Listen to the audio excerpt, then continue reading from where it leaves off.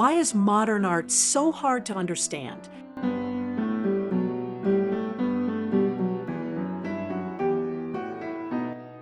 Why do so many people stand in front of a modern painting and say, "I could paint this myself"? Or, "A 5-year-old child could do better than this"?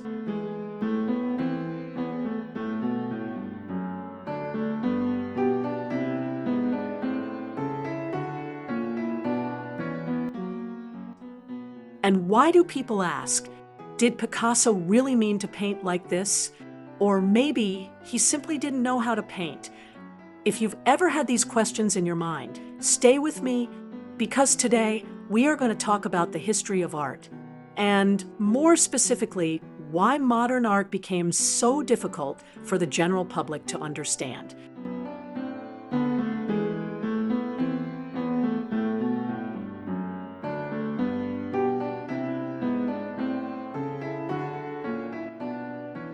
When did this question become so prominent in the history of art?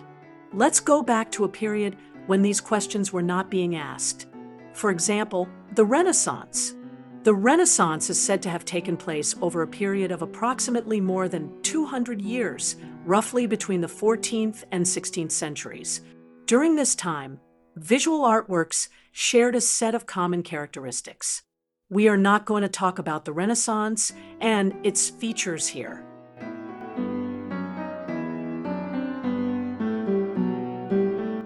The point I want you to focus on is this. Why do ordinary people fail to understand the works of modern artists? Look at these artworks. There is something in these paintings that almost makes us see them as similar to one another. The most famous paintings of the Renaissance period, regardless of the individual differences between one artist's work and another's, generally follow a set of unwritten rules. The audience of that era defined painting according to these characteristics.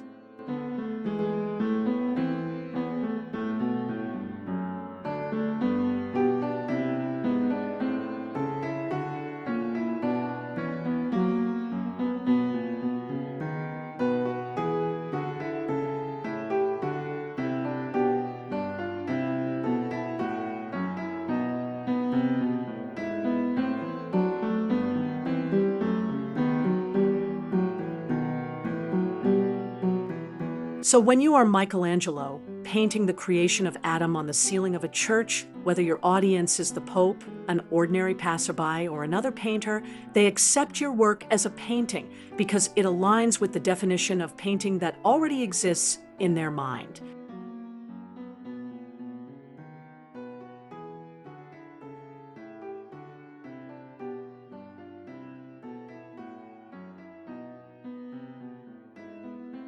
Before the modern era, artists, whether consciously or unconsciously, knowingly or unknowingly, followed these prevailing rules. Many official and academic institutions also helped maintain the stability of these rules.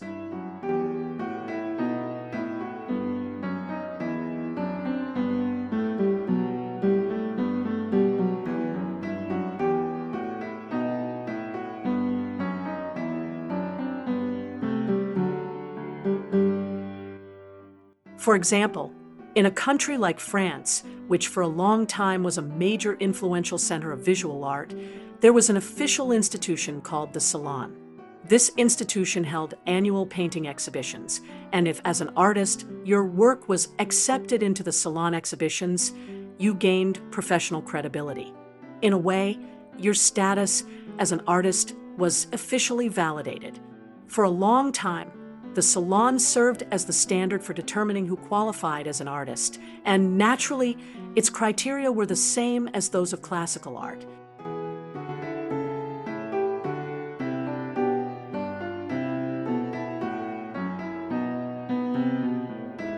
Look at this timeline. I don't want to confuse you with numbers and dates. I just want you to pay attention to the length of time. From around the 15th century to the late 19th century, we witnessed a new artistic style every 200 years, sometimes every 100 years, or even every 50 years. That means that over the course of about 500 years, we had only around 6 major new painting styles. As time moves forward, the speed of transformation increases until we reach the modern era, and suddenly, bam, dozens of new styles emerge rapidly within a very short period of time. This is the period we call modern. And if we consider the time span from the late 19th century to the mid-20th century, it is not even a full 100 years. Before we move on to the modern era, there is one more thing we need to understand. In those previous 500 years, although we had different styles, the differences between them were not drastic. The emergence of a new style was not so extreme that it caused visual shock for ordinary. Let's look at an example to make comparison easier. Here, I have selected one portrait from each period, from the Renaissance to Romanticism. Certainly, technique, lighting, color palette, and even the choice of subject differ from one period to another. But overall, all of them still adhere to at least the minimum rules of classical art.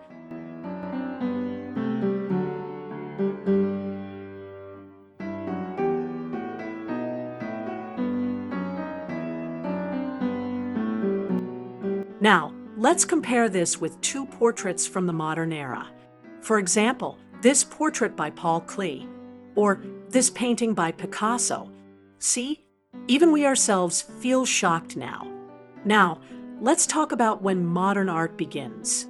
The truth is that throughout the history of visual art, there has always been disagreement about the exact beginning and end of the modern art period. Roughly speaking, it takes place within a time span from the late 19th century to the mid-20th century. In fact, modern is not a style, it is a period of time that happens to contain many artistic styles within it. Most of the isms in art history were born during this modern period. Impressionism,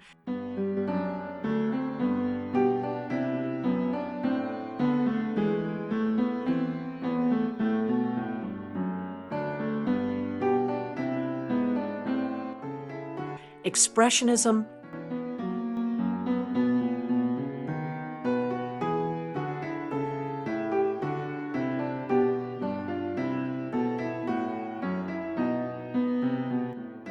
Cubism,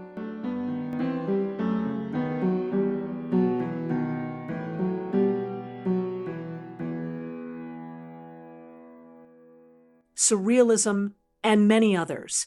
Don't worry, we are not going to discuss them today. What we want to talk about instead is this. Why are these isms so difficult for the general public to understand?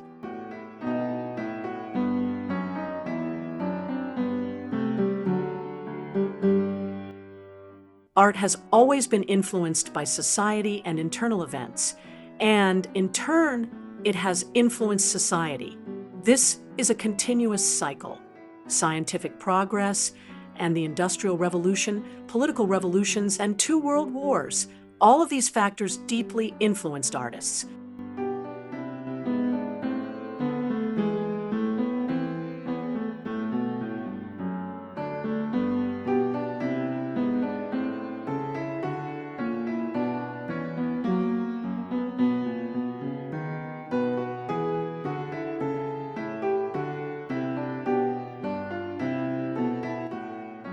Modern artists refuse to follow a single, unified visual language to convey their ideas.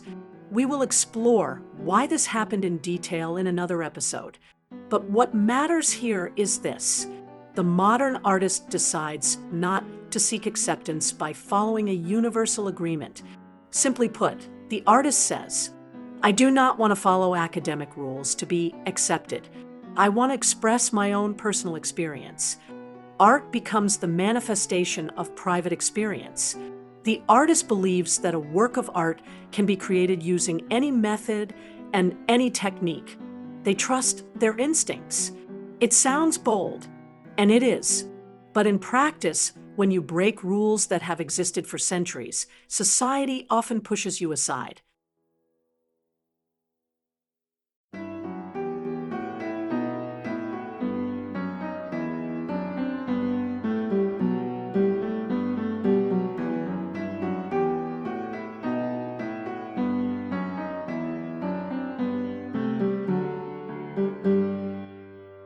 This bold choice leads to artists like Van Gogh, artists who were rejected during their lifetimes, artists who sold very few works, artists who were never accepted while they were alive, artists who became famous only after death.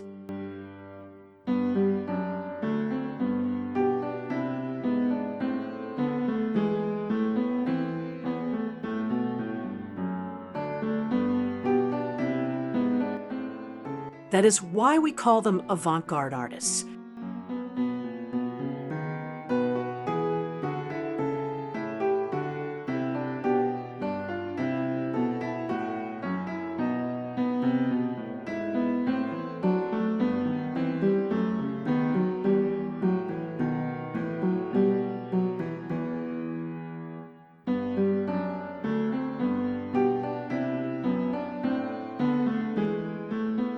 The term avant-garde originally comes from the military. It refers to the front line of an army, the ones who advance first and take the first hit. A perfect term for artists who dared to innovate. At first, modern artists were rejected both by academic institutions and by the general public. Naturally, the Salon in France was one of their greatest opponents. Over time, artistic communities accepted freedom in subject, theme, and technique, but public acceptance came much more slowly. Before the modern era, you only needed skill to create art. But modern art requires skill not only to create, but also to understand. And this is difficult because modern art reflects personal experience, and personal experience varies from person to person. This leads to rapid change and a flood of styles. That is why, from the late 19th century onward, we see such diversity and complexity in art.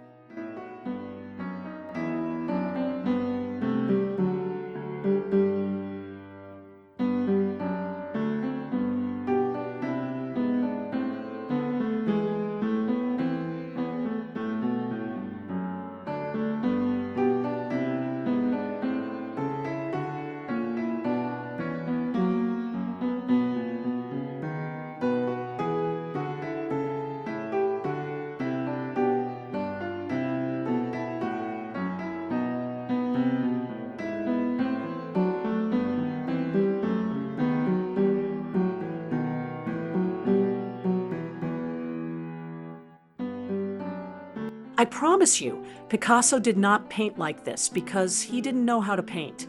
At the age of 16, he could paint like a Baroque master.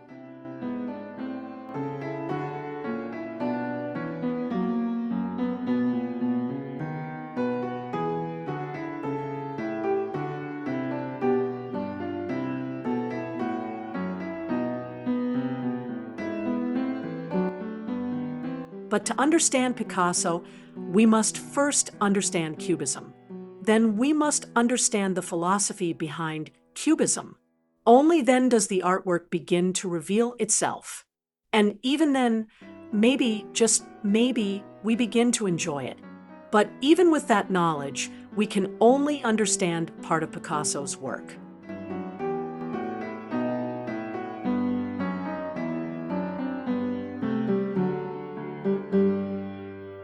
To understand Van Gogh, we need to understand his style as well.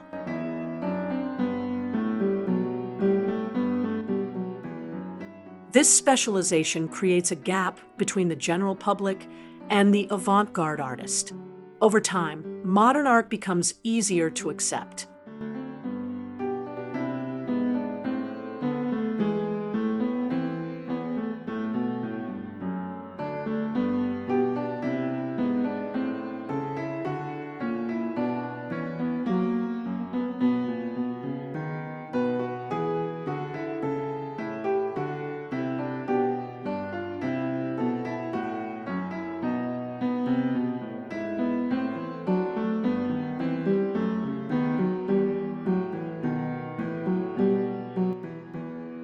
But today, what people struggle with is something like an artist taping a banana to a gallery wall and calling it art. Yes, this brings us to postmodern art, which we will discuss in another episode.